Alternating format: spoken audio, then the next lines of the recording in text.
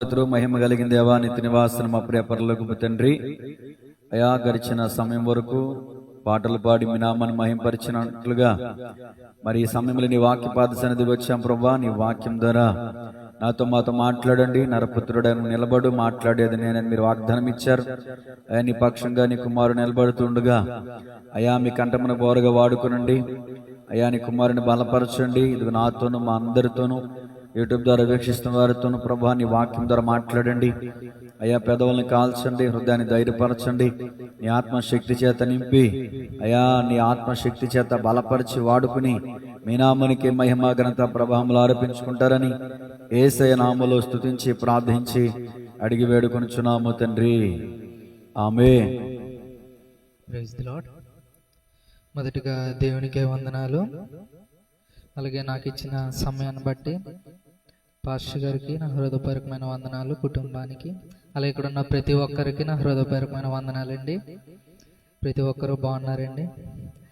దేవుని కృపను బట్టి నాతో పాటు మనందరం కూడా చాలా ఆరోగ్యంగా ఆనందంగా బాగున్నాము. దేవుని కృపను బట్టి ప్రతి ఒక్కరం బైబిల్ గ్రంథాన్ని తెరిచి దేవుని వాక్యాన్ని ధ్యానించడానికి మనం ముందుకు సాగిపోదాము. ప్రతి ఒక్కరం బైబిల్ గ్రంథాన్ని తెరుద్దాము.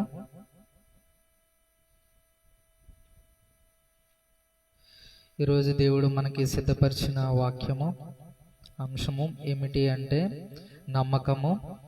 దేవుడు మన ఎడల ఉంచిన నమ్మకము. రోమా, ప్రతి ఒక్కరం తీద్దాము. రోమా 5వ అధ్యాయము 8వ వచనాన్ని ఒకసారి చదువుకుందాము.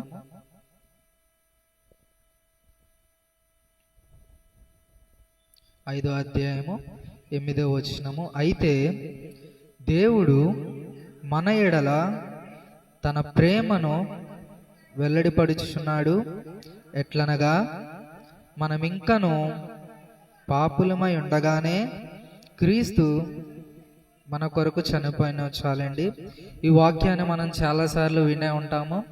దేవుడు మన ఎడల ఆయన ప్రేమని చూపించే విధానము ఎలా ఉన్నదో ఈ ఒక్క మాటలో మనకి చాలా స్పష్టంగా కనిపిస్తుంది. ఎలాగా అంటే మనం పాపులుగా ఉండగానే ఆయన మన కొరకు ప్రాణం పెట్టారు అంటే ఇక్కడ ఈ మాటని మనం అర్థం చేసుకోవాలంటే చాలా ఈజీగా అర్థమవుతుంది. దాన్ని బట్టి మనం ఇక్కడ నేర్చుకోవాలి ఈరోజు అంశం ఏంటి అని మనం జ్ఞాపకం చేసుకుంటే నమ్మకము.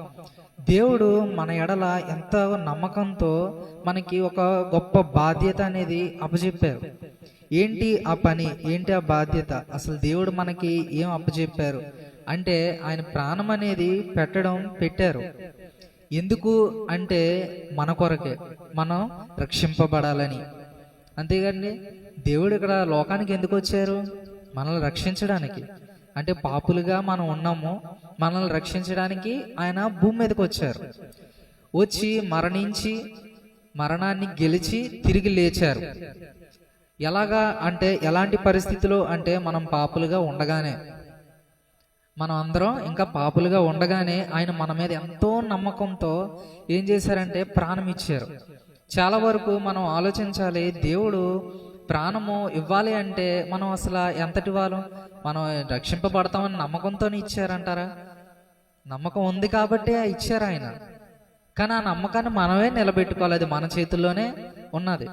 దేవుడు ఏ విధమైన మనకి ఎలాంటి నమ్మకాన్ని ఇచ్చారు అంటే మనం చాలా వరకు మనుషుల్ని రకరకాలుగా ఎలా నమ్ముతామంటే అవతల వారు నమ్మే విధంగా ఉంటేనే, మంచివాడు అయితేనే మనం నమ్ముతాము.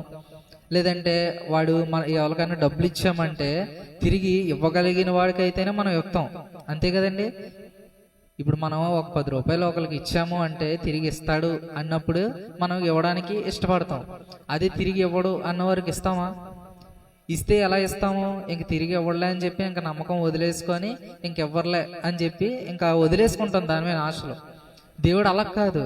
మనం పాపులుగా ఉన్నాము అని తెలిసి నా బిడ్డలు నా దగ్గరికి వస్తారు, వాళ్ళు ఎలాగైనా సరే మార్చుకుంటాను నేను అని చెప్పి ఆయన ఎంతో శ్రమపడి ఆయన జీవితాన్ని మనకి ఎలా నేర్పించారంటే ఎలా జీవించాలని ఆయన జీవితాన్ని మనకి ఒక మాదిరిగా చూపించి మనకి నేర్పించి ఎలా ఉండు, ఎలా జీవించాలి, ఎలాగని చెప్పి మనకి చెప్పి ప్రాణం పెట్టారు. తర్వాత మనకి ఏం చేశారంటే ఇలా ఉండాలని చెప్పిన తర్వాతే ఆయన పరలోకానికి వెళ్ళారు. దాన్ని బట్టి మనకి బైబిల్ గ్రంథంలో మాటలని ప్రతి ఒక్కరికి మనం ఏంటంటే చెప్పే విధంగా దైవజనులు ఏర్పరచుకొని మనతో మాట్లాడుతున్నారు. అలాగే బైబిల్ గ్రంథంలో ఎంతో మంది భక్తులు దేవుడి నమ్మకాన్ని నిలబెట్టుకొని దేవుని ఏంటంటే దేవుడి పరువు కాపాడిన వారిగా ఉన్నారు చాలా మంది. అంతే కదా, దేవుడు పరువు కాపాడిన వారిగా చాలా మంది ఉన్నారు. అందులో కొంతమందిని ఈరోజు మనం జ్ఞాపకం చేసుకుందాము. బైబిల్ గ్రంథంలో చూస్తే ఎవరు ఉన్నారు అలాగా అని కొంతమందిని మనం జ్ఞాపకం చేసుకుంటే ఏలియా అనే భక్తుడు మనకి కనిపిస్తున్నారు. ఏలియా తీద్దామా బైబిల్ గ్రంథాన్ని మనం తెరిచి మొదటి రాజుల గ్రంథము 18వ అధ్యాయము 38వ వచనం మనం ఒకసారి చదువుకొనగలిగితే, అతడు ఎలాగున ప్రార్థన చేయుచుండగా యెహోవా అగ్ని దిగి దహన బలి పశువులను, కట్టెలను, రాళ్లను, బుగ్గిని దహించి కందకము ముందున్న నీళ్లను ఆరిపోజేసిన. చాలండి, ఇక్కడ మనకి చాలా వరకు తెలిసిన సంఘటనే. అక్కడ మనం చూస్తున్నాము ఏలియా ఒక సవాల్ అనేది విసురుతారు. ఆ సవాల్ విషయంలో దేవుడికి ప్రార్థన చేస్తే దేవుడు ఆకాశం నుంచి అగ్ని పంపించారు. అంటే ఇక్కడ మనం చూస్తున్నాము ఆయన ప్రార్థన చేస్తే అగ్ని దేవుడు పంపించారంటే ఈయన ఎంత భక్తిగా ఉన్నారు. ఆ భక్తి ఈరోజు మనలో ఉందా? అసలు ఏలియా గారు మనం చూస్తాం ఆయన జీవితంలో అసలు ప్రార్థన చేస్తే ఆకాశం నుంచి అగ్ని దిగి వచ్చింది అంటే ఇది ఇంకోసారి కూడా దిగింది. 2వ రాజుల గ్రంథంలో 1వ అధ్యాయంలో మనకు కనిపిస్తుంది. ఆయనకి మర్యాద ఇవ్వకుండా కొంతమంది ఆయన దగ్గరకు వచ్చి రాజు పిలుస్తున్నాడని చెప్పినప్పుడు ఆయన చూస్తేనే అక్కడ 2 సార్లు అక్కడ అగ్ని అనేది దిగి వస్తుంది. అలాగా 102 మంది అలాగా చనిపోతారు.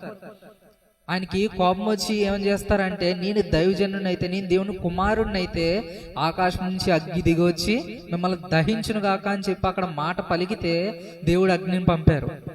అంటే ఆయన దేవుని ఎడల ఎంతో నమ్మకమైన వ్యక్తిగా ఉన్నారు.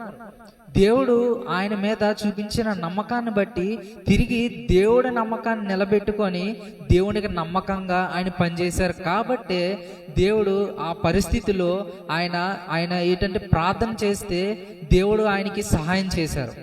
ఈరోజు మనం చూస్తున్నాము, మనకి కూడా చాలా వరకు చాలా రకాలుగా సహాయం అనేది అవసరం అవుతూ ఉంటుంది దేవుడి దగ్గర నుంచి. రకరకాలుగా మనం ఏం చేస్తామంటే సహాయం కోరుకుంటూ ఉంటాం దేవుడి దగ్గర నుంచి. నాకు ఈ పరిస్థితిలో నేనున్నాను, దేవా నాకు సహాయం చేయని దేవుడిని మనం చాలాసార్లు అడుగుతూ ఉంటాం. మనం చాలా బాధలు మనకి వస్తాయి, ఎందుకంటే ప్రతి ఒక్కరికి బాధలు వస్తాయి. ప్రతి ఒక్కరూ దేవుణ్ణి రకరకాలుగా ఎన్నో బాధలను బట్టి ప్రతిరోజు దేవుడికి వేలాది లక్షలాది మంది ప్రార్థన చేస్తూ ఉంటారు. భూమి మీద ఉన్న ప్రతి ఒక్కరు రోజుకి ఎంతో మంది దేవుడికి ప్రార్థన చేస్తుంటారు వాళ్ళ సమస్యలను బట్టి.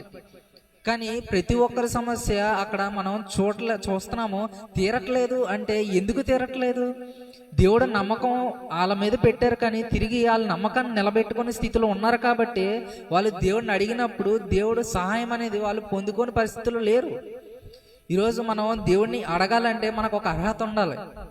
ఈరోజు ఒక వ్యక్తి వెళ్ళి ఇప్పుడు ఒక వ్యక్తి పని చేసి జీతాన్ని అడుగుతారు. వెళ్ళి పని చేయకుండా దగ్గరికి వెళ్ళి నాకు జీతం కావాలంటే అక్కడ ఇస్తారా? అర్హత వ్యక్తికి ఉన్నదా? లేదు. ఎందుకు లేదు? పని చేయలేదు కాబట్టి. దేవుడు మన ఎడలు చూపించారు ప్రేమ. దాన్ని బట్టి మనం ఏం చేయాలంటే ఆ ప్రేమను కాపాడుకోవాలి. ఆయన మన ఎడల ఎంత ప్రేమ చూపించారంటే ఆయన ప్రాణాన్ని కూడా లెక్క చేసుకోకుండా మన ఎడల ఆయన ప్రేమను చూపించారు. ఆ ప్రేమ అంటే ఆయన నమ్మకాన్ని మనం కాపాడుకొని ఆయన నమ్మకాన్ని నిలబెట్టుకొని అప్పుడు దేవుడిని మనం ఏదన్నా సరే అడిగితే అప్పుడు దేవుడు మనకి సహాయం చేస్తారు. ఆ రోజు దేవుడు అక్కడ మనం చూస్తున్నాం ఏలియా గారు ప్రార్థన చేస్తే అగ్ని దిగి వచ్చి అంత పరిస్థితి అక్కడ వచ్చింది. అంటే అక్కడ ఆయన ఎలాంటి పరిస్థితుల్లో ఉన్నారు అక్కడ చూస్తున్నాము. ఏలియా గారు ఎంత భక్తితో మునిగి ఉన్నారు, ఆయన దేవుని ఎడల ఎంత నమ్మకం కలిగి ఉన్నారు.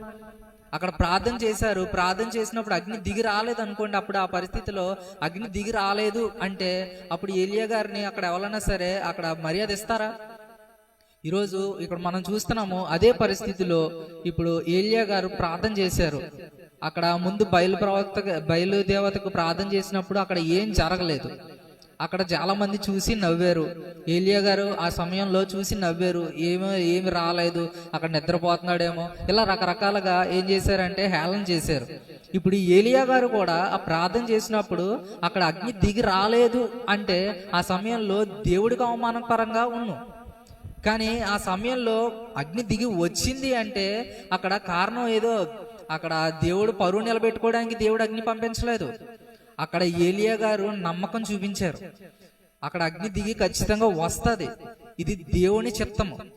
ఇక్కడ అగ్ని దిగి వచ్చిందంటే ఆ పరిస్థితిలో అక్కడ దేవుడు ఉన్నాడని అక్కడ ఉన్న ప్రతి ఒక్కరూ నమ్మారు. కాబట్టి అక్కడ దేవుడు ముందుగా, అది దేవుడి చిత్తం కాబట్టి ఏలియా గారు అక్కడ నిలబడ్డారు. లేదంటే ఏలియా గారికి ఏమన్నా సరదానా ఆ సమయంలో వాళ్ళతో పోటీ పెట్టుకోవాలని ఏమన్నా అనుకుంటారా? ఆయన కాదు. ఆయన ఏం చేశారంటే దేవునిలో మునిగారు, నమ్మకాన్ని నిలబెట్టుకున్నారు. కాబట్టి ఆ పరిస్థితి వచ్చినప్పుడు ఆ నమ్మకంతోనే ఏదైనా సరే దేవుడు నాకు సహాయం చేస్తారు అని నమ్మకంతో దాని నిండా నీళ్లు పోసారు అంట. నీళ్లు పోస్తే ఎక్కడన్నా మండుద్ది ఏదన్నా సరే? నీళ్ళలో ఎక్కడన్నా నిప్పు ఏమైనా ఎలుగుతుందా? నీళ్ళలో నిప్పు వెళ్ళడం ఎక్కడన్నా చూసారా? ఈరోజు ఒక బాటిల్లో నిండా నీళ్ళు వేసేసి నిప్పులో పడిస్తే ఆ బాటిల్ కాలుతుందా? కాలదు. ఎందుకంటే వాటర్ అందులో ఉన్నది కాబట్టి. వాటర్ లేకుండా ఉట్టి వాటర్ బాటిల్ నిప్పులో పడిస్తే వెంటనే కాలిపోద్ది కదండి. ఇప్పుడు మామూలు చిన్నపిల్లలు ఆడుకుంటారు కదా బుడగలో, ఆ బుడగలో వాటర్ వేసినా సరే ఆ బుడగ నిప్పులో వేస్తే అంత బేగా బుడగ పేలదు. ఎందుకంటే అందులో నీళ్లుంటే ఆ బుడగ అంత బేగా పేలదు, కొద్ది సమయం పడుతుంది. అలాగే ఏంటంటే నీళ్లు ఉంటే అంత బేగా అగ్గి వెలగదు. కానీ ఆ సమయంలో చూస్తున్నాము అక్కడ వాక్యంలో ప్రతిదీ బూడిదైపోయిందంట. అంటే అగ్ని ఎంత పవర్ఫుల్ గా వచ్చిందో చూడండి. అంటే దేవుని శక్తి అక్కడ అంత ఘనంగా కనిపించింది. అంటే ఇక్కడ మనం చూస్తున్నాము ఏలియా గారు ఆ పరిస్థితిలో ఆ సమయంలో దేవుడికి ప్రార్థన చేస్తే అంత గొప్ప ఆశ్చర్య కార్యం జరిగింది. అంటే దేవుడు చూపించిన ప్రేమకు తగ్గట్టుగా ఆయన తిరిగి దేవుడి నమ్మకాన్ని నిలబెట్టుకునేలాగా ఆయన భక్తి చూపించారు. అక్కడ 2వ రాజుల గ్రంథంలో మనం చూస్తే ఆయనకి మరణం రాకుండానే దేవుడు ఆయన్ని ఏం చేశారంటే ఒక సుడిగాలి చేత ఆయన ఆరోహణం అయిపోవడం మనం చూస్తున్నాము. అంటే ఆయన చూస్తున్నాము అక్కడ ఆయన భక్తి ఎలా ఉన్నదంటే దేవుడు చూపించిన నమ్మకాన్ని ఆయన నిలబెట్టుకున్నారు. ఇక్కడ మనం చూస్తున్నాం బైబిల్ గ్రంథంలో చాలా మంది దేవుడి నమ్మకాన్ని నిలబెట్టుకున్న వారు ఎంతో మంది ఉన్నారు. అందులో ఈయన ఒక వ్యక్తి. ఈ వ్యక్తి ఏం చేశారు అంటే దేవుడి నమ్మకాన్ని నిలబెట్టుకున్నారు. ఈరోజు దేవుడు ఆయన మీద ఒక్కల మీదే కాదు నమ్మకం పెట్టింది. ఇక్కడున్న ప్రతి ఒక్కరితో, నాతో సహా ఈ మాటలు వింటున్న ప్రతి ఒక్కరి మీద దేవుడు ప్రేమను బట్టి నమ్మకాన్ని పెట్టుకున్నారు. ఏంటంటే ఈయన నా దగ్గరికి వస్తారు, నా బిడ్డ నా దగ్గరికి వస్తాడు అని చెప్పి ఆయన ఎంతో ప్రేమతో నమ్మకం పెట్టుకున్నారు మన మీద, ప్రతి ఒక్కరి మీద. ఆ వాక్యాన్ని ప్రకారంగా మనం చూస్తున్నాము. మొదటిగా మనం చదువుకున్న మాటలోకి వద్దామా? రోమా 5:8 దేవుడు మన ఎడల తన ప్రేమను వెల్లడిపరుచుకుంటున్నాడు. ఎట్లనగా మనం ఇంకనూ పాపలమై ఉండగానే క్రీస్తు మన కొరకు చనిపోయారు. మనం ఇంకా పాపలుగా ఉండగానే. తప్పెన కుమారుడు గురించి ప్రతి ఒక్కరికి తెలుసు కదండి. తప్పెన కుమారుడు ఆ సమయంలో ఏం చేశారు? ఆస్తి తీసుకొని వెళ్ళిపోయి ఇష్టానుసారంగా ఖర్చు పెట్టి వేశ్యలకు రకరకాలుగా, ఇంకా ₹1 కూడా చేతిలో లేకుండా ఆయన వస్త్రాలు చిరిగిపోయి, ఆయన చెప్పులు కూడా లేవు, ఆయనకి చెప్పులు లేకుండా, వస్త్రాలు లేకుండా ఎలాంటి పరిస్థితిలో తండ్రి దగ్గరకు వచ్చాడు.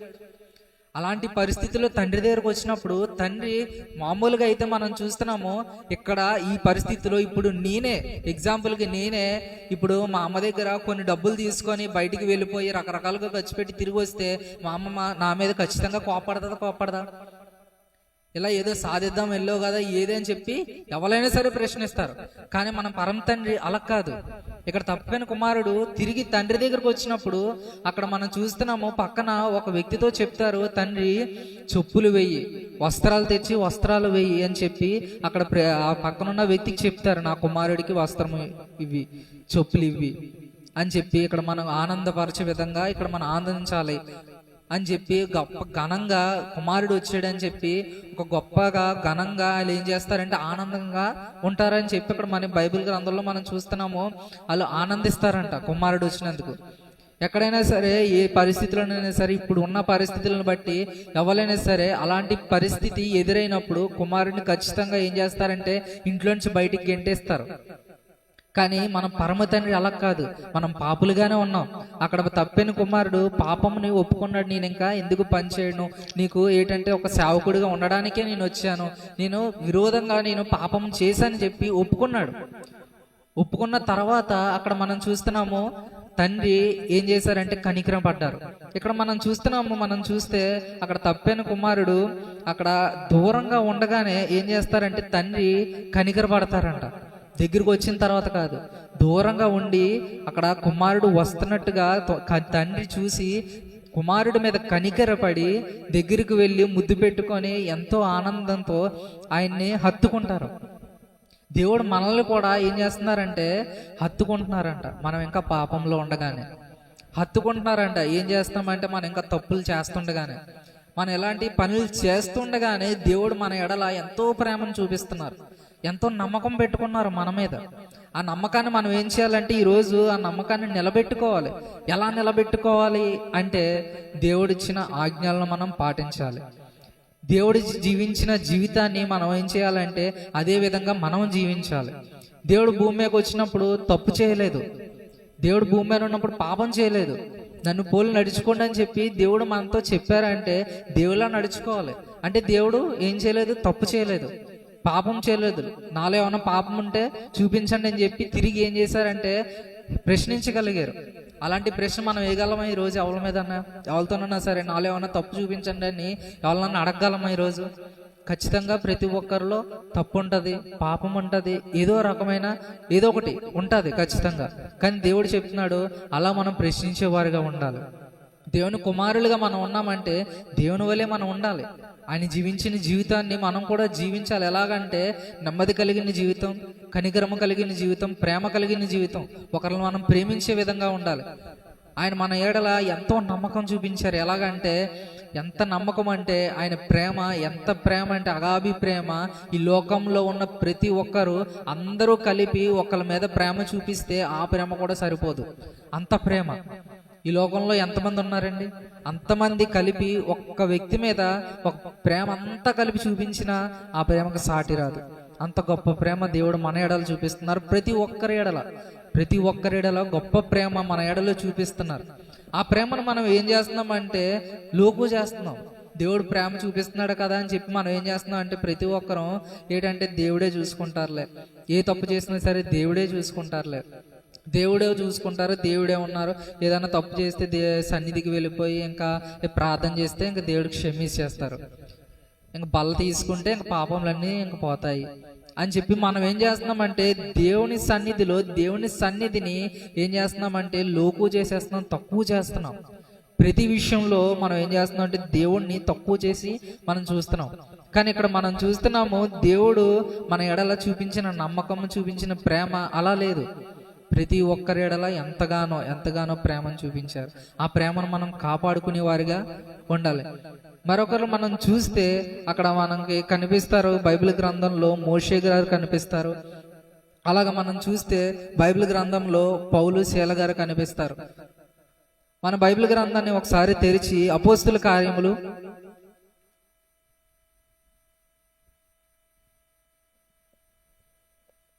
16వ అధ్యాయము 24వ వచనాన్ని మనం చూద్దాము.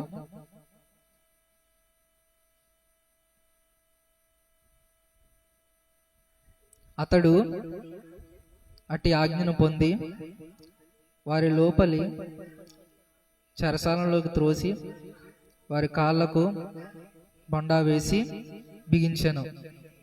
అయితే మధ్యరాత్రి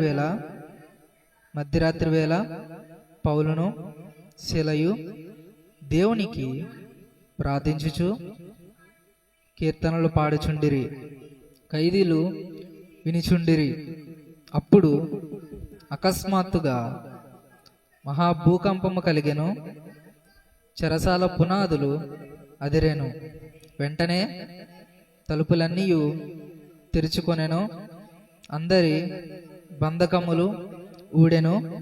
అంతలో చెరసాల నాయకులు మేలుకొని చెరసాల తలుపులన్నీయు తెరిచి ఉండుట చూచి ఖైదీలు పారిపోయాలనుకొని కత్తి దూసి తన్ను తాను చంపుకొనబోయాను.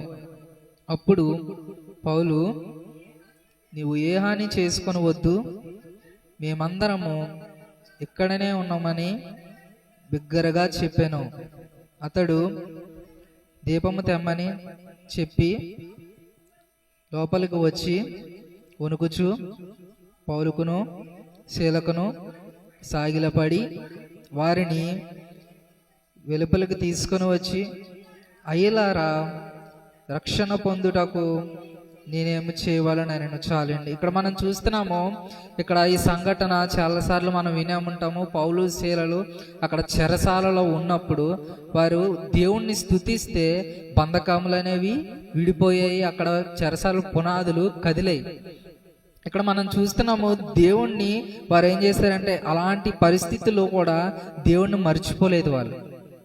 అక్కడ చాలా వరకు మనం చూస్తే అలాంటి పరిస్థితుల్లో బండలనేవి అసలు బండలు అక్కడ బిగించేసి అలాంటి పరిస్థితి వాళ్ళని చెరసాలలో వేసి అక్కడ అలాంటి పరిస్థితుల్లో దేవుణ్ణి ఎవరైనా స్తుతిస్తారండి? ఆ పరిస్థితిలో భయంతో మొక్క మూలన కూర్చొని దేవుని స్తుతించరు. రకరకాలుగా ఏంటంటే ఆ పరిస్థితికి వాళ్ళని తీసుకొచ్చిన వాళ్ళని తిట్టుకుంటూ, లేదంటే ఎప్పుడు ఎలా తప్పించుకోవాలి, లేదంటే ఎలా బయటికి వెళ్ళిపోవాలి, అసలు ఏం చేస్తారు, తర్వాత ఏం చేస్తారు, మనల్ని కొడతారా, ఇలా రకరకాలుగా భయంగా వాళ్ళు ఉంటారు తప్ప దేవుడిని ఏం అడుగుతారంటే ఆ టైంలో దేవుడా ఇక్కడి నుంచి నేను తప్పించు, ఇలా రకరకాలుగా ఏంటంటే దేవుని స్తుతించడం తప్ప అన్ని రకాలుగా వాళ్ళు ఏం చేస్తారంటే తప్పించుకోవడానికి చూస్తారు చాలా వరకు. కానీ అక్కడ మనం చూస్తున్నాము పౌలు శీలలు ఆ సమయంలో మధ్యరాత్రిలో అంట. అక్కడ మనం చూస్తాము కదండి, మధ్యరాత్రి వేళ అక్కడ ఏంటంటే సాయంత్రమో లేదంటే ఉదయమో లేదంటే తెల్లవారుజామునో కాదు, మధ్యరాత్రిలో కూడా వాళ్ళు దేవుణ్ణి స్తుతిస్తూ కీర్తనలు పాడుచు ఏం చేస్తున్నారంటే అక్కడ ప్రార్థన చేస్తూ కీర్తనలు పాడుచు అక్కడ దేవుణ్ణి స్తుతిస్తున్నారు. వాళ్ళు స్తుతిస్తూ ఉంటే ఖైదీలు అందరూ ఏం చేస్తున్నారంటే వింటున్నారంట. మధ్యరాత్రిలో ఖైదీలు ఏం చేస్తారు, ఆ టైంలో సౌండ్ వస్తే కోపపడతారు. అందులోని ఖైదీలు అంటే కోపం ఎక్కువగానే ఉంటది ఆ సమయంలో. ఎందుకంటే చెరసాలలో ఉన్న ఖైదీలు అంటే ఖచ్చితంగా కోపం ఉంటది. అందులోని రాత్రి సమయంలో అసలు ఆ టైంలో శబ్దం వచ్చిందంటే ఊరుకోరు, కొట్టడానికనే చూస్తారో లేదంటే ఇక తిడతారో రకరకాలుగా. కానీ దేవుని స్తుతిస్తుంటే వాళ్ళు వింటూ ఉన్నారంట. వాళ్ళు వింటే ఏం చేస్తున్నారంటే తిరిగి వాళ్ళు కూడా దేవుని స్తుతిస్తున్నారంట. ఆ సమయంలో చెరసాల అసలు తలుపులన్నీ తెరుచుకోగానే వాళ్ళు పారిపోకుండా వీళ్ళ స్తుతులు వింటూ ప్రార్థన చేసుకుంటూ ఇంకా వాళ్ళతో కలిసిపోయారు ఆ చెరసాలలో ఉన్నప్పుడు. అంటే అక్కడ చూస్తున్నాము దేవుణ్ణి ఆ సమయంలో కూడా వాళ్ళు విడిచిపెట్టకుండా దేవుడు నమ్మకాన్ని నిలబెట్టారు. వాళ్ళు దేవుడు వారి మీద చూపించిన నమ్మకం, దేవుడు వారి మీద చూపించిన ప్రేమ అసలు ఆ సమయంలో కూడా వారిని విడిచిపెట్టకుండా ఏం చేశాయంటే దేవుని స్తుతించడమే ఇంకా వాళ్ళకి ఇంకా మైండ్లో ఇంకేమీ లేదు. ఏ సమయం వచ్చినా ఎలాంటి పరిస్థితి వచ్చినా దేవుని స్తుతించాలి, దేవుణ్ణి విడిచిపెట్టకూడదు, దేవుణ్ణి ఎలాంటి పరిస్థితుల్లోనే సరే దూషించకూడదు. ఒక చిన్న సంఘటన, ఒక చిన్న ఉపమానం చెప్పాలనుకుంటున్నాను నేను. ఒక దేశంలో క్రైస్తవులు అంటే చంపేస్తారు. అలాంటి దేశంలో కొంతమంది క్రైస్తవులు ఏం చేస్తూ ఉంటారంటే కొండల మధ్యలో, కొండల క్రింద చిన్న గుహల్లాంటి ఉంటే ఆ గుహల్లోని ఒక రోజు అని చెప్పి ఏర్పాటు చేసుకొని దేవుణ్ణి స్తుతించుకుంటూ ఉండేవారంట. అలాగా అక్కడక్కడ జరుగుతూ ఉండేదంట. అలాగా ఒక దేశంలో చాలా ఇబ్బందికరంగా దేవుణ్ణి స్తుతించేవారు ఉన్నారంట. వాళ్ళ భక్తికి చాలా వరకు అందరు అనుకునేవారు అంటే దేవుడిని ఎంతో మంచిగా వీళ్ళు నమ్ముకుంటున్నారు, దేవుని నమ్మకాన్ని నిలబెడుతున్నారు, దేవుడిని ఎంతో ప్రేమిస్తున్నారు, అసలు వీళ్ళ వంటి భక్తులు లేరు అని చెప్పి అనుకునేవారంట. ఒకనొక సమయంలో వాళ్ళు దేవుణ్ణి స్తుతిస్తూ ఉండగా కొంతమంది ఒక 10-20 మంది ఏం చేశారంటే దేవుణ్ణి స్తుతిస్తూ ఉండగా అక్కడ సైనికులకు దొరికిపోయారంట. సైనికులకు దొరికిపోయినప్పుడు వాళ్ళందరినీ పట్టుకొని ఒక ఖాళీ స్థలంలోకి తీసుకువెళ్ళిపోయి వాళ్ళందరూ స్తుతిస్తున్నప్పుడు వాళ్ళందరూ ఎదురుగా ఒక ఫోటో పెట్టుకున్నారంట దేవుడిది. దేవుని వాక్యము, దేవుడి ఫోటో, పైన దేవుడి బొమ్మ, కింద వాక్యంతో వాళ్ళు ఏం చేస్తున్నారంటే అది ముందు పెట్టుకొని దేవుని స్తుతిస్తూ ఆరాధిస్తూ ఉండగా ఆ ఫోటోను కూడా తీసుకొని వెళ్ళి ఆ ఫోటోని అలా కింద పడేసి వాళ్ళందరినీ లయంగా నిలబెట్టి చుట్టూరు కొంతమంది ఇంకా చుట్టూరు చేరేసి గన్స్ పట్టుకొని ప్రతి ఒక్కరు ఒకరి వెనకాల ఒకరు వచ్చి ఆ బొమ్మ మీద ఉమ్ము వేసి వెళ్ళిపోండి, ఇంకా మిమ్మల్ని ఏమీ చెయ్యం అని చెప్పేసి చెప్పారంట. వాళ్ళందరూ కొంతసేపు ఆలోచించారంట.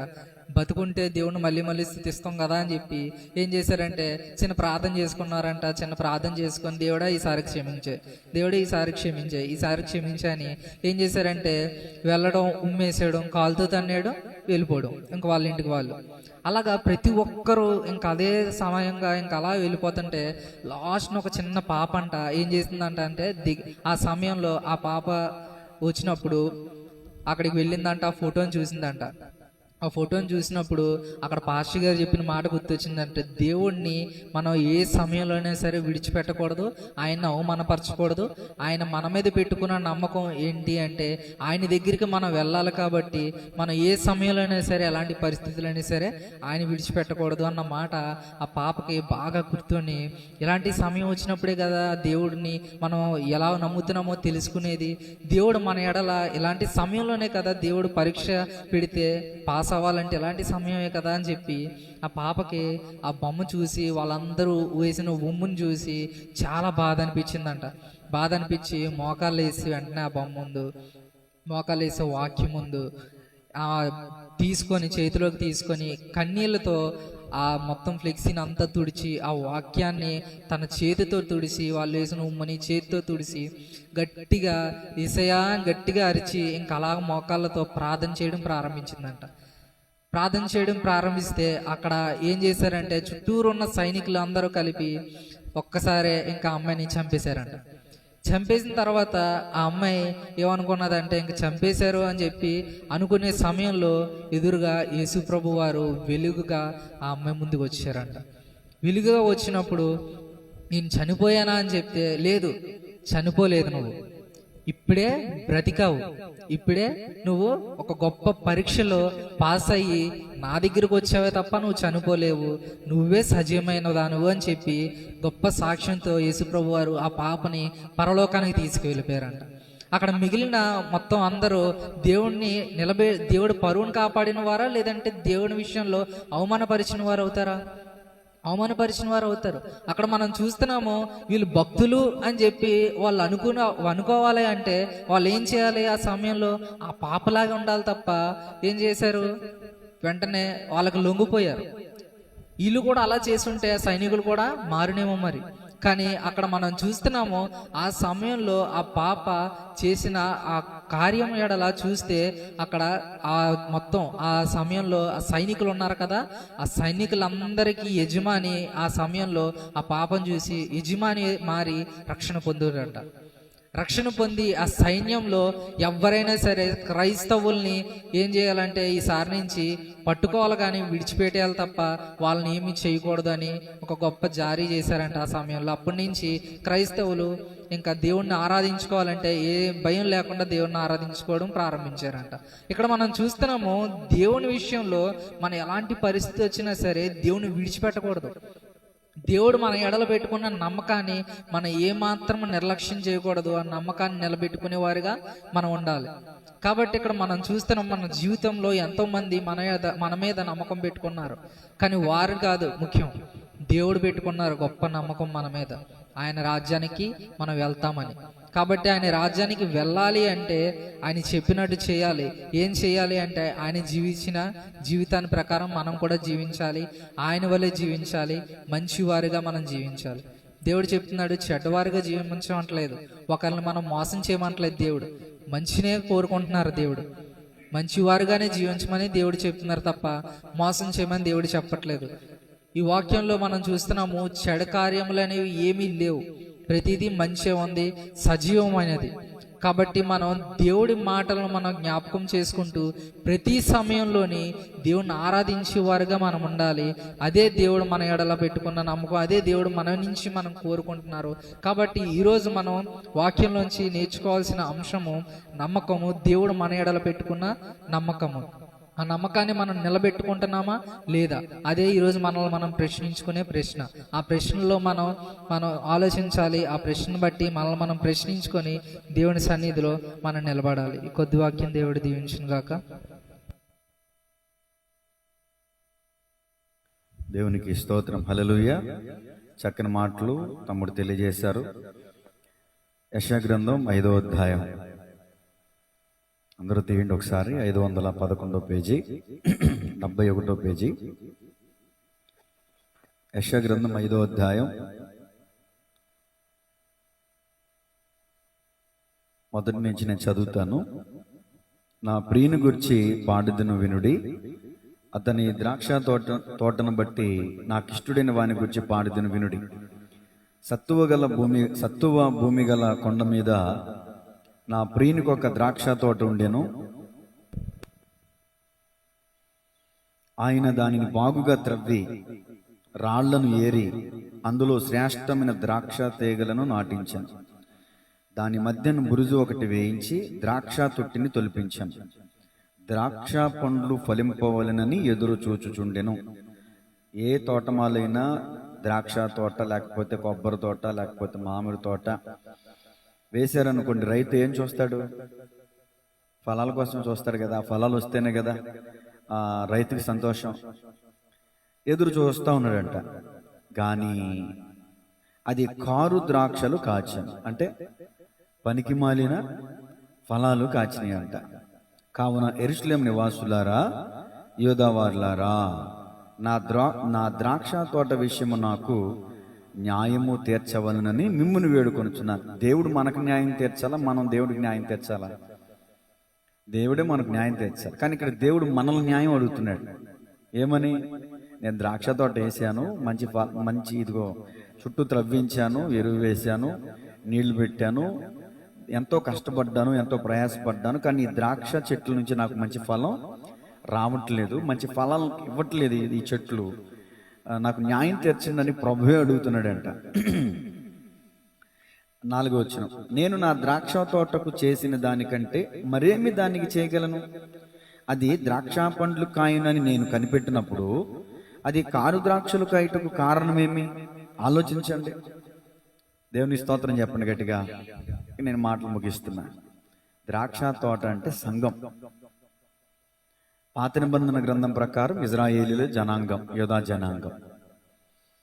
తమ్ముడు చదివించిన వచనం ప్రకారం, రోమాపత్రిక 5:8 ప్రకారం, మనం ఇంకనూ పాపులమై ఉండగానే దేవుడు యుక్తకాలం మన కోసం ఏం చేశాడు? ఆయన తన ప్రాణం పెట్టాడు. ఇక్కడ యెషయా గ్రంథంలో ఒక మాట ఉంది, ఇంతకంటే నేనేం చేయగలను? ద్రాక్ష తోట విషయంలో ఇంతకంటే నా ప్రాణమే పెట్టేశాను, ఇంకేం చేయగలను? నేను నా ప్రాణమే పెట్టేశాను. ఇప్పుడు సంఘం కోసం యేసు ప్రభుల వారు ప్రాణం పెట్టారు. ఇప్పుడు ఆదాము పక్కటెంపుక నుంచి ఎవరు వచ్చారండి? అవ్వమ్మ వచ్చింది. యేసుక్రీస్తు ప్రభువుల వారికి పక్కన బల్లింతో పొడిచారు కదా, ఈ గాయంలో నుంచి ఏమొచ్చింది? సంఘం. అంటే రక్తము నీరు, కరెక్టే. అంటే క్రీస్తు తన స్వరక్తం ఇచ్చి ఏం సంపాదించాడు? సంఘాన్ని సంపాదించాడు. పాత నిబంధన గ్రంథం ప్రకారం ద్రాక్ష తోట అంటే ఇజ్రాయిల్ జనాంగం, క్రొత్త నిబంధన గ్రంథం ప్రకారం సంఘమే ఆ తోట. చెట్లు అంటే ఎవరు చెప్పండి? మనమే. ఇప్పుడు మనం ఏం ఫలాలు కాయాలి?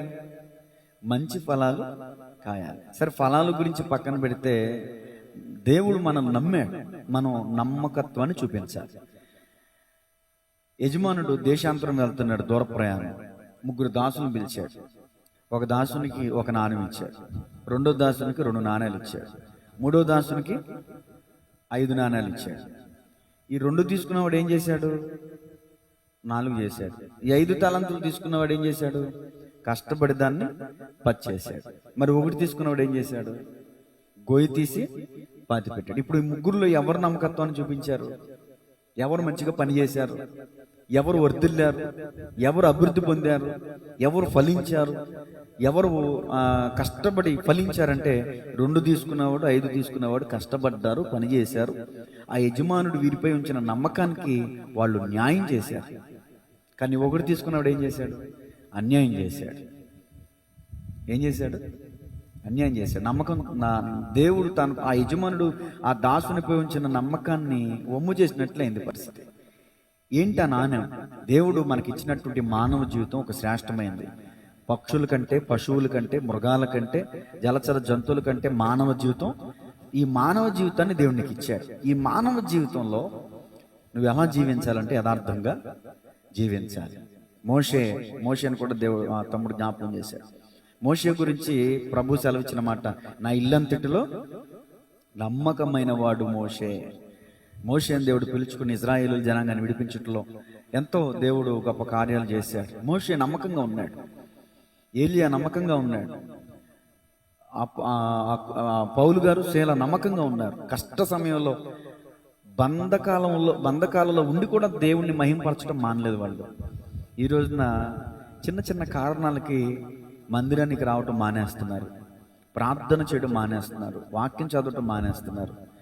ఏమంటే ఈ రోజున మనం దేవునికి అన్యాయం చేస్తున్నాం, అంతేనండి. దేవుడు మనకు అన్యాయం చేయటం, న్యాయం చేయడం పక్కన పెట్టండి. దేవునికి మనం అన్యాయం చేస్తున్నాము అంటే, అన్యాయం అంటే మనం చేయవలసిన పని చేయకపోవటమే అన్యాయం చేయటం. మీరు ఫలించుట ద్వారా నా తండ్రి మహిమ. ఇప్పుడు మనం ఫలాలు ఫలించాలా వద్దా? దేవుడు కనిపెడుతున్నాడంట. ఇదిగో నవ్విని చూస్తున్నాడు, కనిపెడుతున్నాడు. రోజు ప్రార్థన చేస్తున్నాడా లేదా, రోజు వాక్యం చదువుతున్నాడు లేదా, లేకపోతే ఏమన్నా గేమ్లు ఆడుతున్నాడా, లేకపోతే ఏమన్నా ఏమన్నా వ్యర్థమైన వాటికి సమయం ఇచ్చి వాక్యాన్ని అశ్రద్ధ చేస్తాడు. నన్ను చూస్తాడు దేవుడు. సురేష్ ఏం చేస్తున్నాడు? పాస్టర్ సంఘాన్ని అప్పచెప్పాను బాధ్యతగా. ఏం చేస్తున్నాడు ఈ పాస్టర్? 24 గంటలు ఇంట్లో కూర్చుంటున్నాడా, లేకపోతే మందిరంలో కూర్చుని ప్రయాస కలిగి, భారం కలిగి, ఆత్మ పట్ల భారం కలిగి ప్రార్థన చేస్తున్నాడా లేదా? నన్ను పరిశీలన చేస్తాడు, మిమ్మల్ని పరిశీలన చేస్తాడు. దేవుని స్తోత్రం చెప్పండి. ఇప్పటి నుంచి అయినా దేవునికి మనం న్యాయం చేద్దామా, అన్యాయం చేద్దామా? మంచి ఫలాలు ఫలిద్దామా, కారు ద్రాక్షలు ఫలిద్దామా? చెప్పండి. మంచి ద్రాక్ష మనం కాయిస్తే, మంచి ఫలాలు మనం ఫలిస్తే దేవునికి మహిమ. ఏమండి, ఏలియా అట్టి నమ్మకస్తుడు కాబట్టి ప్రార్థన చేస్తే అగ్ని కొరటువంటి మాటలండి. మనం ప్రార్థన చేస్తే ఆకు కూడా మెదలదు. మన భక్తి, మన నమ్మకత్వం, మన విశ్వాస జీవితం అలా ఉంది. కాబట్టి చెప్పడం కొద్ది మాటల ద్వారా మనం ఈ రోజున నేర్చుకోవాల్సింది ఏంటంటే, దేవుడు యేసువర్ధన్ గారిని ఏం చేస్తున్నాడు? నమ్ముతున్నాడు. అమ్మాజాకిని ఏం చేస్తున్నాడు? దయమన్ గారిని ఏం చేస్తున్నాడు? మిమ్మల్ని నమ్మి మీకోసం దేవుడు ప్రాణం పెట్టేశాడు. ఆయన ఇంతకంటే నేనేం చేయగలను? ద్రాక్ష తోట కోసం దేవుడు ఎంత కష్టపడ్డాడు. సంఘం ఉద్భవించబడడం కోసం యేసుప్రభుల వారు ఎన్ని కొరడ దెబ్బలు తిన్నారు, ఎంతగా ఉమ్మివేయబడ్డారు, ఎంతగా గాయపడ్డారు, ఎంత హేళన చేయబడ్డారు, ఎంత తృణీకరించబడ్డారు. ఇదంతా ఎవరి కోసం? పాపులమైన మన కోసం. ఏమంటే, నీతిమంతుడైన ఒక మంచివాడి కోసం మనం ప్రాణం పెడతామా? మంచోడు కోసం మనం పెట్టాం. మంచోడు కోసం ప్రాణం పెట్టం. మంచోడైతే నాకేంటి, నా ప్రాణం పెట్టను. దేవుడు మంచివాళ్ళ కోసం కాదంట, పాపుల కోసం ప్రాణం పెట్టాడు. అది ఆయన గొప్పతనం, అది ఆయన యొక్క ప్రేమ తప్పిదాలను ఏం చేస్తుందంట? దాచిపెడతంట. ప్రేమ అనేక పాపాలను కప్పుద్దంట. దేవుడు లోకముని ఎంతో ప్రేమించాడు కాబట్టి మన అందరి పాపాలని ఆయన భుజాల మీద వేసుకుని మనందరిని విమోచించి ఎక్కడి నుంచి అయినా మంచి బ్రతుకు బతకండి, ఇది ఇలా బ్రతకండి. క్రీస్తు అనేకుల కొరకు మాదిరి ఎంచిపోయిన మొదటి పేతురులో ఉంటుంది. ఆయన మన అందరి కోసం మాదిరి ఎంచి వెళ్ళాడంట. ఇలా బ్రతకండి, ఇలా జీవించండి, ఇలా చేయండి. మనం ఆయన చెప్పినట్టుగా చేయటం ద్వారా మన పట్ల ఆయన ఉంచిన నమ్మకాన్ని కాపాడుకున్న వాళ్ళం అవుతాం. దేవునికి స్తోత్రం కలిగిందా? కాబట్టి ఒక చిన్న తీర్మానం, ప్రభువా నన్ను నమ్మి నా కోసం ప్రాణం పెట్టి నాకు విలువైన జీవితాన్ని ఇచ్చావు. ఈ జీవితాన్ని ఇక్కడి నుంచి నేను కాపాడుకుంటాను, వ్యర్థంగా నేను జీవించను, కారు ద్రాక్షలు నేను కాయను, మంచి ఫలాలు ఫలిస్తాను ప్రభువా అని ఒక చిన్న తీర్మానం చేసుకుని మనం ప్రార్థన చేసుకుందాం. తలలు వంచండి, ప్రార్థన చేస్తాను. పరిశుద్ధుడా, ప్రేమ గల తండ్రి, కృప కలిగిన దేవా, దయగలిగిన దేవా, ఈరోజు వాక్య భాగము ద్వారా నాతో మీరు మాట్లాడారు, మా అందరితో మీరు మాట్లాడారు. నిజమే ప్రభువా. అయ్యా, నీవు మమ్మల్ని నమ్మి, అయ్యా నమ్మకం ఉంచి మా ఎడ్లకు ఒక ప్రణాళికను ఏర్పాటు కలిగి, అయ్యా మా అందరిని అగ్నిలో నుంచి లాగినట్లుగా మమ్మల్ని అందరినీ కూడా లాగి విమోచించి రక్షించావు ప్రభువా. ఈ రోజున మీరు మమ్మల్ని కనిపెడుతున్నారు. ఇదిగో ఏదైనా ఫలం ఉందా అని ద్రాక్ష చెట్టు దగ్గరికి, అంజూరపు చెట్టు దగ్గరికి మీరు వెళ్ళినప్పుడు అయ్యా అది మంచి ఫలాలు లేవు గనప అది శపించబడింది ప్రభువా. మీకు ఆకలి వేసినప్పుడు తిందామని ఆ వృక్షం దగ్గరికి వెళ్ళినప్పుడు మంచి ఫలములు అది కాయలేదు గనక అది శపించబడింది. అయ్యా ఈ రోజున మేము శపించబడ్డానికి కాదుగా పిలువబడింది, ఆశీర్వాదమునకు వారసులవుటకు మీరు పిలువబడుతుందని లేఖనం సెలవిస్తుంది. అయ్యా ఈరోజు చెప్పిన వాక్యాన్ని మా హృదయంలో భద్రం చేసుకుని అయ్యా నెమరు వేసుకుని ఇంతవరకు నేను దేవుడు నా అందించిన నమ్మకాన్ని కాపాడుకున్నానా, వమ్ము చేసుకున్నానా, నన్ను నేను పరిశీలన చేసుకోవడానికి సహాయం చేయండి ప్రభువా.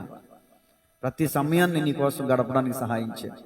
నిజమే, ఈ లోకంలో అయ్యా మా దేశంలో, ఇతర దేశాల్లో, ప్రపంచవ్యాప్తంగా అనేక మంది నాశనానికి జరుగుతున్నారు ప్రభువా.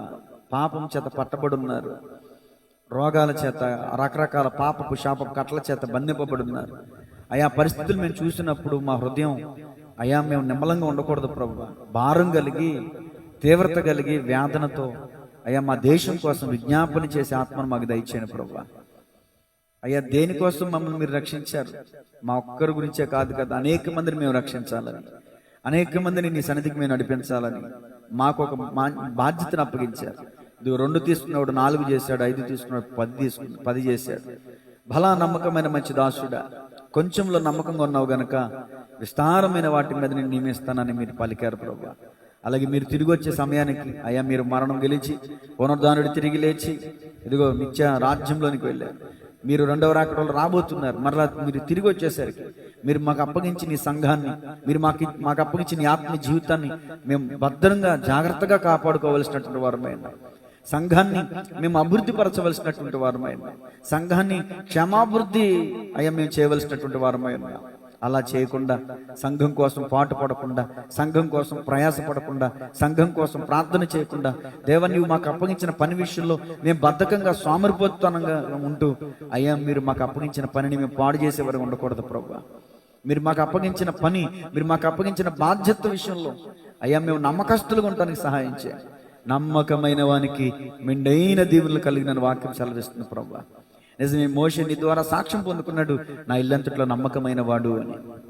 ఏలియా నీ పట్ల నమ్మకం కలుగున్నాడు కాబట్టి ఆయన ప్రార్థన మీరు ఆలకించి ఆకాశం అగ్ని దిగి వచ్చి ఆ బలిని మీరు అంగీకరించారు ప్రభువా. ఈ రోజున మా ప్రార్థనలకు ప్రతిఫలం రావట్లేదంటే అయ్యా నీ సన్నిధిలో మేము నమ్మకస్తులుగా యథార్థమైన భక్తి చేయలేకపోతున్నాం ప్రభువా. ఈ రోజున మేము సంపూర్ణంగా అయ్యా నీ సన్నిధిలో మేము పరిశుద్ధత కలిగి ఉండలేకపోతున్నాం అంటే ఎక్కడో అపనమ్మకాన్ని మేము చూపిస్తున్నాం, ఎక్కడో తండ్రి అవిధేయత మేము చూపిస్తున్నాం ప్రభువా.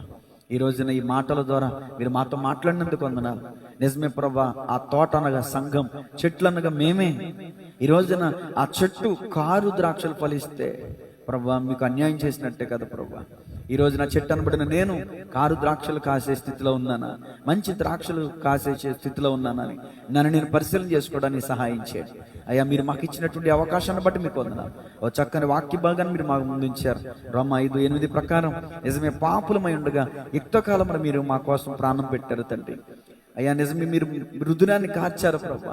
మీ రక్తాన్ని క్రైదనంగా చెల్లించి మమ్మల్ని వెలపెట్టి కొన్నారు. నీచులము, దుర్మార్గులము, పాపులము, అవిధేయులమైన మా ఎండల నీవు నమ్మకం ఉంచావు ప్రభు. మేము ఏ పాటి వారం ప్రభు, ఎన్నదగిన వారం కదా ప్రభు, యేసుమంతైన పరిశుద్ధత లేని వారం కదా ప్రభు. అలాంటి పాపాత్ములైన మా పట్ల మీరు నమ్మకం ఉంచారు ప్రభు. ఇది ఈ వాక్యం విన్న తర్వాత ఇక నుంచి ఈ క్షణం నుంచి అయినా ప్రభా మేము సమయాన్ని దుర్వినియోగపరుచుకుంటూ అజ్ఞానముగా అయ్యా నడుచుకోకుండా సమయాన్ని సద్వినియోగం చేసుకుంటూ జ్ఞానము కలిగి నడుచుకునే కృప నాకు మాకు అందరికి దయచేయండి ప్రభా. నీ వాక్యం ద్వారా మాతో సూటిగా మీరు మాట్లాడారు ప్రభా. స్తోత్రములు తండ్రి. ఈ సమయంలో చేరువచ్చిన ప్రభు నా ఆత్మ బిడ్డలను బట్టి ప్రార్థిస్తున్నాను. చాలా మంది రావాల్సిన వారు రాలేదు, ఎందుని బట్టి రాలేదు వారిని మరొకసారి జ్ఞాపకం చేసుకుని మరొక అవకాశం, మరొక తరుణం వారికి దయచే. ఒక ఆదివారానికి పరిమితం కాకుండా ఉపవాస ప్రార్థన కూడా ఆత్మ బిడ్డలందరూ రావాలని వేదనతో ప్రార్థిస్తున్నాను ప్రభువా. బిడ్డలందరికీ వెలిగింపు దయచేయండి, గ్రహింపు దయచేయండి. ప్రతి శనివారం ఉపవాస ప్రార్థనకి రావడానికి సహాయం చేయండి అయా. చేరువచ్చిన సహోదరుని బట్టి, అమ్మాజాకిని బట్టి ప్రార్థిస్తున్నాను అయా. ఎముకల అయా కీళ్ల సమస్య చేత ఎంతో ఇబ్బంది పడుతున్నారు ప్రభా. అయా ఎముకలు ముట్టండి, నరాలను ముట్టండి, కీళ్లను ముట్టండి, మూలుగులు ముట్టండి. నీ రక్త ప్రోక్షణం నీ బిడ్డపై ప్రోక్షింపు దయచేయండి అయా. నమ్మకంతో ప్రార్థిస్తున్నాను, నీ బిడ్డను స్వస్థపరచండి, ఆరోగ్యము దయచేయండి, ఆయుష్ను దయచేయండి అయా. దయమణి గారిని జ్ఞాపకం చేసుకోండి. ఎంత దూరమైన ప్రయాసపడి నడుస్తూ ఇదిగో నీ సన్నిధికి వస్తూ అయ్యా ఎంతో ప్రభు భక్తిని కనపరుస్తున్నారు. ఆమె చేస్తున్న భక్తి, ఆమె చేస్తున్న ప్రభు ప్రార్థన తన కుటుంబానికి దీవెనకరంగా ఉండడానికి సహాయం చేయండి. ఆమె వింటున్న వాక్యం ద్వారా, ఆమె చేస్తున్న ప్రార్థన ద్వారా ఇది ఆమె ఆత్మీయ జీవితానికి ఒక ఆశీర్వాదకరంగా ఉండడానికి సహాయం చేయండి. యేసువర్ధన్ గారిని బట్టి మీకు వందనాలు అయ్యా. తన భర్తని, బిడ్డలని, కుటుంబాన్ని కూడా మీరు జ్ఞాపకం చేసుకోండి అయ్యా. మానకవిగా ఉపవాస ప్రార్థనలు కూడా రావడానికి మీరు చూపుతున్న కృపను బట్టి మీకు వందనాలు. తల్లి గారికి కూడా ఆరోగ్యాన్ని దయచేయండి అయ్యా. తన చేతి పనులు, తన అయ్యా పాడి పంటలను, పంట పొలాలను, వారి కలిగిన సమస్తాన్ని దీవించండి ప్రభు. కుటుంబాన్ని దీవించండి, ఆశీర్వదించండి. తమ్ముడు నవీని జ్ఞాపకం చేసుకోండి. తన కలిగిన బలహీనత చిన్ననాటి నుంచి కూడా ఏదో ఫిడ్స్తో బాధపడుతున్నాడు ప్రభా. ఏదో తనకి సంపూర్ణమైన ఆరోగ్యాన్ని దయచేయండి ప్రభా. తన పరిపూర్ణమైన తనకు ప్రభా కలిగిన బలహీనత నుంచి పరిపూర్ణమైన విడుదల యేసు నామములో కలుగునుగాక ప్రభా. సహాయం చేయండి. ఇదిగో నీ సేవకునిగా ప్రభా నీ కుమారుని అభిషేకించారు ప్రభా. నీ కుమారునికి దర్శనము ద్వారానో అయా, కళ ద్వారానో, ప్రేరేపణ ద్వారానో, వాక్యం ద్వారానో అయ్యా నీ బిడ్డతో మీరు మాట్లాడండి. ఇదిగో సువార్త పరిచర్య, సంఘ పరిచర్య, మరి ఏ విధంగా నీ కుమారుడు మీరు వాడుకోబోతున్నారు అయ్యా. నీ కుమారుడు సమయాన్ని దుర్వినియోగపరుచుకుంటూ ఉండకూడదు ప్రభా. సమయాన్ని సద్వినియోగం చేసుకోవాలి, వాక్యంతో సహవాసం చేయాలి, వాక్యంతో నడవాలి అయ్యా. నుంచున్న, కూర్చున్న, లేచిన, ఏ స్థితిలో ఉన్న వాక్యాన్ని ధ్యానం చేయాలి ప్రభా. అట్టి కృపని బిడ్డకు దయచేయండి. తన కుటుంబాన్ని కూడా దీవించండి, ఆశీర్వదించండి అయ్యా. నా చిన్న కుటుంబాన్ని కూడా మీరు జ్ఞాపకం చేసుకోండి అయ్యా. కృపాక్షేమం దయచేయండి, ఆరోగ్యం దయచేయండి, ఆయుష్ను దయచేయండి అయ్యే. రోజు రాలేకపోయిన బిడ్డలను కూడా జ్ఞాపకం చేసుకోండి అయ్యా. రేపు జరగబోయే ఆరాధన కార్యక్రమాన్ని బట్టి మీకు వందనాలు, స్తోత్రాలు. మేమందరం కూడా సమయాన్ని పాటించి సమయానుకూలంగా మందిరానికి రావడానికి సహాయం చేయండి. రేపు జరగబోయే ఆరాధన అయ్యా ప్రారంభం నుంచి ముగింపు వరకు కూడా మీ నామానికి మహిమకరంగా జరిగించండి. అలాగే మా దేశ క్షేమం కోసం ప్రార్థిస్తున్నాను. మా దేశంలో ఎంతో మంది త్రాగుబోతులు, వ్యభిచారులు, లంచగొండులు అయ్యా, అక్రమస్తులు, అన్యాయస్తులు, వ్యసనపరులు, డ్రగ్స్కు లోనైపోయి రకరకాల పాపములతో కట్టబడి రకరకాల శాపాలతో బంధించబడి ఉన్నారు ప్రభా. మా దేశంలో మహారక్షణ కలగచేయమని ప్రార్థిస్తున్నాను ప్రభా. ప్రతి ఒక్క వ్యసనం కలిగిన వారికి యేసు నామములో విడుదల కలుగునుగాక సహాయం చేయండి ప్రభా. వ్యసనాల వల్ల తమ ఆరోగ్యాలు పాడు చేసుకుంటున్నారు, కుటుంబాలను పాడు చేసుకుంటున్నారు, భార్య బిడ్డలను వదిలేసి అయ్యా కొంతమంది శాశ్వతంగా ఈ లోకయాత్రను విడిచిపెడుతూ అయ్యా ముగించుకుని తిరిగి వెళ్ళిపోతున్నారు అయ్యా. రకరకాల పాపాల చేత పట్టబడి ప్రభా ఆనందాన్ని కోల్పోయి, నెమ్మది లేక, శాంతి సమాధానం లేక అయ్యా విసికి వేసారిపోతున్నటువంటి స్థితిలో కొందరు ఆత్మహత్యలు చేసుకుంటున్నారు ప్రభా. అయ్యా మా దేశం బాగు చేయబడాలి, మా దేశంలో యవనస్తులు మారాలి అయ్యా. మా దేశంలో, మా గ్రామంలో అనేక మంది నీ వాక్యం చేత పట్టబడాలి. ఇది వాట్సాప్, ఫేస్బుక్, యూట్యూబ్ ద్వారా వీక్షించబడుతున్న ప్రతి ఒక్కరు కూడా నీ వాక్యానికి ఆకర్షించబడాలి అయ్యా. నీ ఆత్మ చేత నింపబడాలి. ఇది అనేకులలో ఉన్న చీకటి అయ్యా పారద్రోలబడాలి. అనేక మంది నీ వెలుగు చేత వెలిగించబడాలి ప్రభా. అనేక కుటుంబాల్లో నెమ్మది, శాంతి, సమాధానం కలుగునుగాక సహాయం చేయండి ప్రభా. మా ఇరుగు పొరుగు వారిని జ్ఞాపకం చేసుకుని, మా గ్రామస్తులను జ్ఞాపకం చేసుకుని, మా గ్రామ అభివృద్ధి కొరకే ప్రార్థిస్తున్నాను ప్రభా. రోడ్ల విషయంలో అయ్యా, మంచినీటి విషయంలో, డ్రైనేజీ సమస్యల విషయంలో, అనేక విషయాల్లో మా గ్రామం అభివృద్ధి పొందడానికి సహాయం చేయండి. కృపాక్షేమం దయచండి నాయన. ఇంతవరకు మా ప్రార్థనలు ఆలకించి ఆమె నన్ను పలికినందుకు మీకు వందనాలు అయ్యా. చేరువచ్చిన బిడ్డలందరినీ దీవించండి, ఆస్వాదించండి. తిరుగు ప్రయాణంలో మీకు కృపతోడుగా ఉంచండి. విత్తబడిన వాక్యం అందరి హృదయాలలో విత్తబడి అయ్యా 30ంతులుగా, 60ంతులుగా, 100ంతులుగా ఫలం పొందడానికి సహాయం చేయమని యేసయ్య నామములో ప్రార్థించి అడిగి వేడుకొనుచున్నాము తండ్రి, ఆమేన్. తండ్రి అయిన దేవుని ప్రేమ, కుమారుడైన యేసుక్రీస్తు ప్రభుల యొక్క కృప, ఆదరణకర్త అయిన పరిశుద్ధాత్మకనునే సహవాసం కుడి వచ్చిన బిడ్డలకును, వాక్యముని తమ హృదయాలను సరిచేసుకున్న బిడ్డలకును, సకల కొడి పరిశుద్ధులకును సదాకాలము తోడే ఉండి నడిపించి బలపరిచి స్థిరపరచునుగాక. ఆమేన్.